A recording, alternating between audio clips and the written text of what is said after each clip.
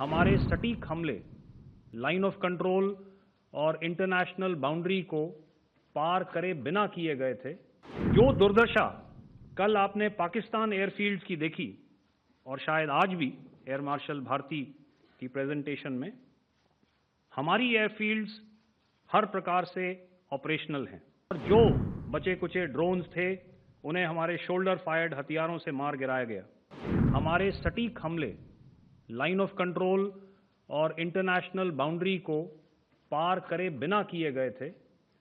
हमें पूरा अंदेशा था कि पाकिस्तान का वार भी बॉर्डर के उस पार से ही होगा।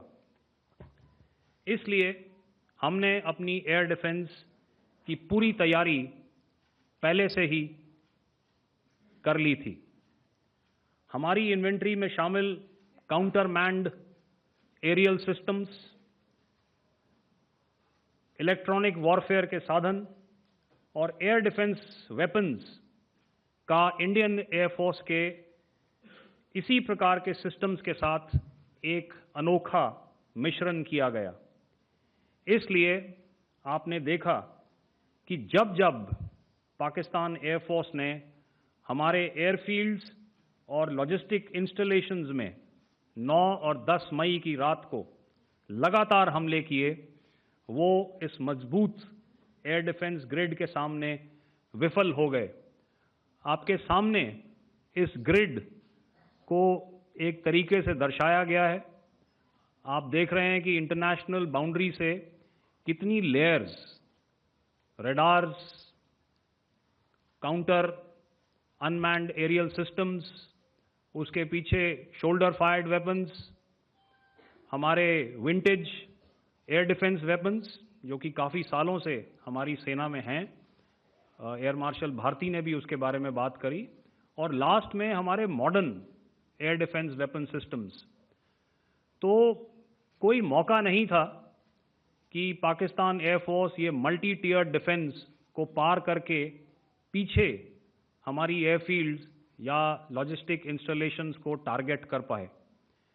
ये जो डायग्राम आप अपने सामने देख रहे हैं, ये मुझे एक इंसिडेंट की याद दिला रहा है।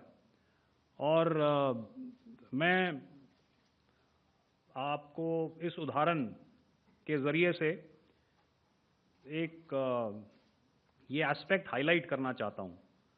जब मैं स्कूल में था तो तकरीबन मेरे ख्याल से ये 70 का दशक था और उस समय इंग्लैंड और ऑस्ट्रेलिया के बीच में, आज शायद क्रिकेट की बात भी करनी चाहिए क्योंकि मैं देख रहा था कि विराट कोहली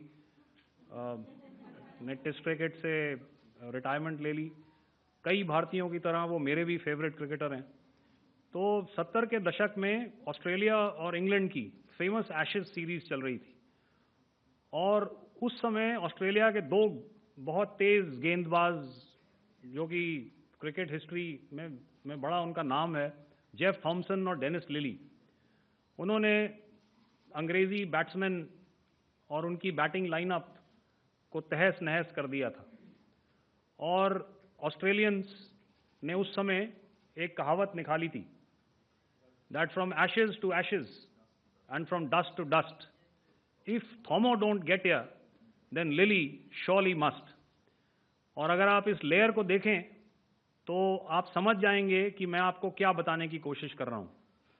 तो अगर आप सारे सिस्टम्स को पार कर भी गए तो आपको फिर भी एयरफील्ड या लॉजिस्टिक इंस्टॉलेशन या जो भी चीज़ को आप टारगेट कर रहे हैं उसमें पहुंचने से पहले कोई ना कोई इस लेयर्ड ग्रिड का सिस्टम ज़रूर गिरा देगा। जो दुर्दशा कल आपने पाकिस्तान एयरफील्ड्स की देखी और शायद आज भी एयर मार्शल भारती की प्रेजेंटेशन में, हमारी एयरफील्ड्स हर प्रकार से ऑपरेशनल हैं। यही नहीं, पाकिस्तान के ड्रोन्स और वेपनाइज्ड यूएवीज से की गई हमलावर कोशिशें भी इस ग्रिड के कारण नाकाम हुई और जो बचे कुचे ड्रोन्स थे उन्हें हमारे शोल्डर फायर्ड हथियारों से मार गिराया गया। मैं यहाँ पर अपनी बॉर्डर सिक्योरिटी फोर्स की भी सराहना करना चाहता हूँ। उनके डायरेक्टर जनरल साहब से लेकर बॉर्डर पर तैनात बीओपी पर पहरा देने वाले आखिरी जवान भी हमारे इस अभियान में बढ़ चढ़कर शामिल हुए और बहुत बहादुरी से उन्होंने हमारा साथ दिया।